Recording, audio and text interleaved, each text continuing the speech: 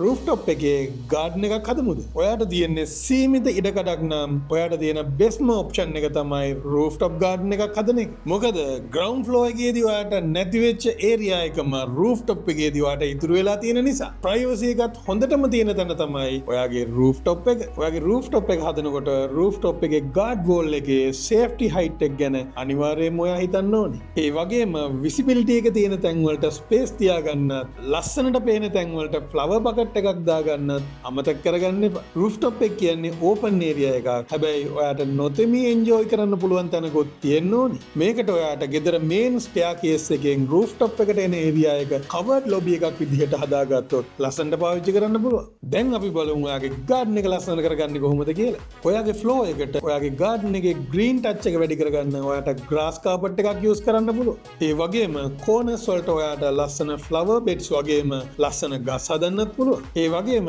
ඔයාට ඔයාගේ free time එක එන්ජොයි කරන්න ඔයාගේ රූෆ්ටොප් එකට කොෆි ටේබල් එකක්, ලස්සන ඔන්ජිල්ලාවක්, ඒ වගේම ගසීබෝ එකක්, ඒ වගේ දෙයක් උනත් ඇරේන්ජ් කරගන්න පුළුවන්. මේ මොන දේ කරන්නත් කලින් ඔයාගේ රූෆ්ටොප් එකේ වෝටර් ප්‍රූෆින්ග් එක ගැන අවධානය යොමු කරන්න ඕනි. ඒ වගේම ඔයාගේ රූෆ්ටොප් එක ලයිට් අප් කරගන්න අවශ්‍ය ලයිට් පොයින්ට් ටික වගේම ඔයාට අවශ්‍ය පවර් සප්ලයි පොයින්ට් ටික දාගන්න අමතක කරගන්න එපා. එහෙම කරගත්තොත් ඔයාට රූෆ්ටොප් එකේ නයිට් ෆන්ක්ෂන් එකක් වුණත් ලස්සනට කරගන්න පුළුවන්. ඔයත් කැමතිද රූෆ්ටොප් එකේ ඉඳන් ඔයාගේ ලයිෆ් එක එන්ජොයි කරන්න? එහෙනම් එදිරිසිංහ හෝම්ස් අපිට කතා කරන්න.